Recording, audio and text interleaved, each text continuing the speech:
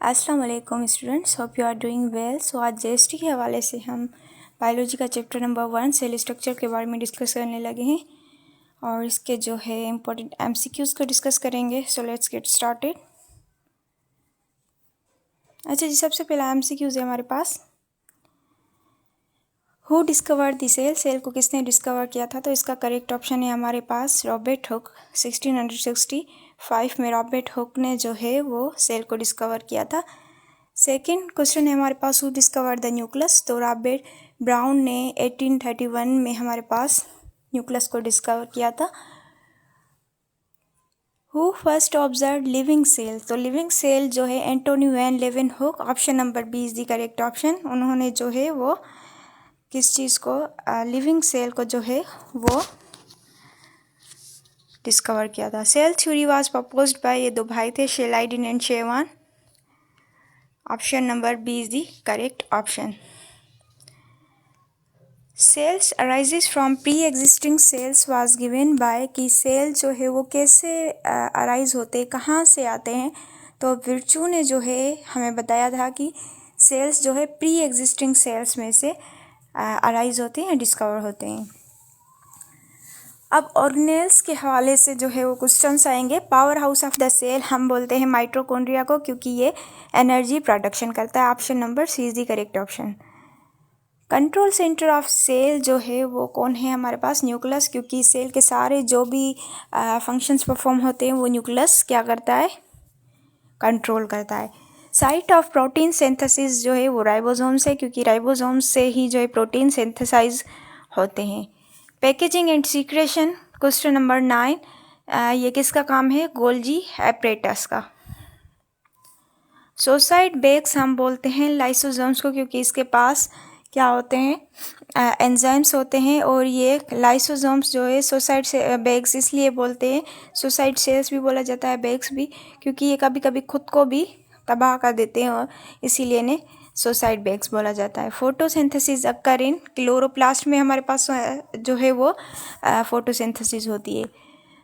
Cell membrane जो है वो सेमी परमिएबल मेम्ब्रेन होती है, फुली परमिएबल नहीं होती, ना ही इम्परमिएबल होती है। फुली परमिएबल यानी कि जो हर चीज़ को अलो कर दे, इम्परमिएबल यानी किसी चीज़ को ना करे, सेमी परमिएबल यानी जो ज़रूरत के मुताबिक जो चीज़ें होती हैं उन्हें आने जाने देती है।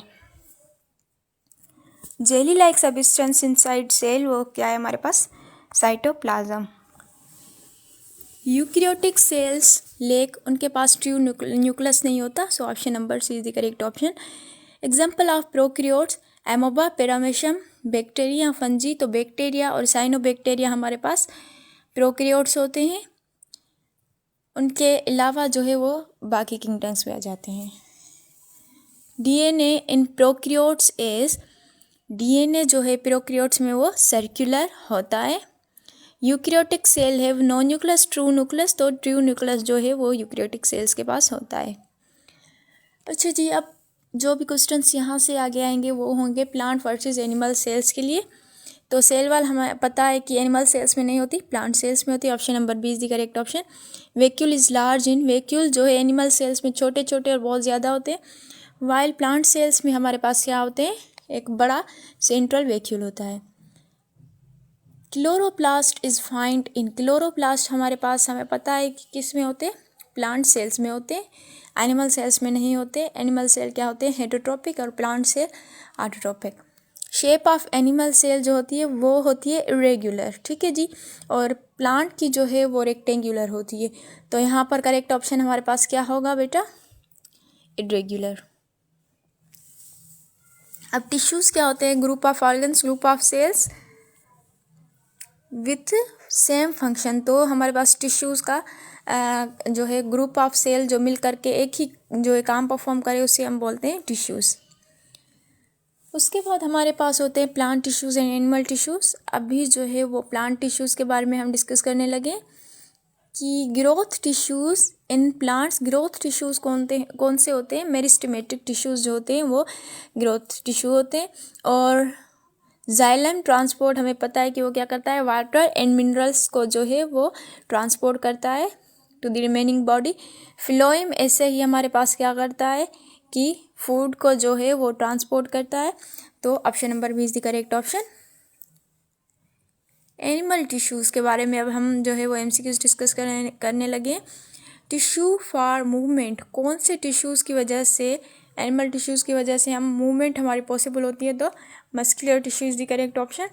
टिश्यूज़ फॉर प्रोटेक्शन कौन से होते हैं हमारे पास, एपिथेलियल यानी स्किन टाइप, स्किन जो भी हमारे पास होती है या कवरिंग जो प्रोवाइड करें उसे हम एपिथेलियल टिश्यूज़ बोलते हैं। तो option number B is the correct option. Tissues that conduct impulses, तो ये हमारे पास नर्वस टिश्यूज़ हैं। हमें पता है कि नर्वस टिश्यूज़ ही इम्पल्सेस को क्या करते हैं, पास करते हैं। ब्लड हमारे पास क्या है, कौन सी चीज़ होती है, तो इसका करेक्ट ऑप्शन है कनेक्टिव टिश्यू। ब्लड हो गया, कार्टिलेजेस हो गए, बोन्स हो गई, ये हमारे पास किस चीज़ में आ जाते हैं, कनेक्टिव टिश्यू में आते हैं। अच्छा जी, स्मॉलेस्ट यूनिट ऑफ लाइफ हमारे पास क्या है, सेल है। बेसिक यूनिट ऑफ स्ट्रक्चर क्या है, सेल है। राइबोसोम्स को प्रोटीन फैक्ट्री बोला जाता है। सेल वॉल जो है प्लांट्स में सेल्यूलोज की बनी हुई होती है। लार्जेस्ट ऑर्गेनेल हमारे पास कौन सा है, न्यूक्लियस है।